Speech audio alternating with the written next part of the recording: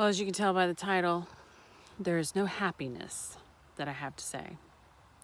My Marine son went and got the vaccine. Now, to be fair, he's doing recruiting. And in order for him to be allowed into the high schools and to deal with the kids, apparently he had to be vaccinated. And I'm so afraid I'm actually going to lose him.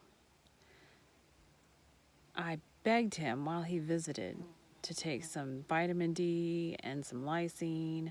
I mean, anything I could think of to shove into him that was immune support. But,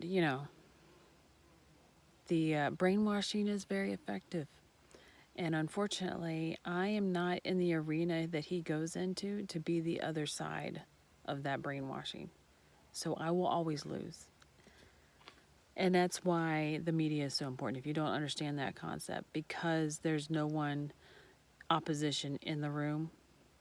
There's no two sides, and so facts don't get told. So anyways, he comes here and he finally fesses up to what's going on ever since he got this vaccine. It's like post about a month when I saw him and he was telling me what was going on with him.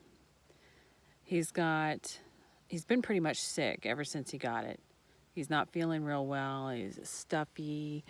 His throat's hurting. He's got some headaches. And then the one that was most concerning is that the lymph nodes around his groin are swollen. I will say I gave him a huge dose of vitamin D. And the next day I asked him, I said, well, how's your lymph nodes now? And he said they had actually gone down. So kudos to a giant dose of vitamin D. And what I mean by a giant dose, it's like I gave him 7 of the 5,000s. So that's how big of a dose he got. And then, of course, I gave him some vitamin C. I don't know. I guess at this moment, all I can pray that for him, it's just sterility and not death.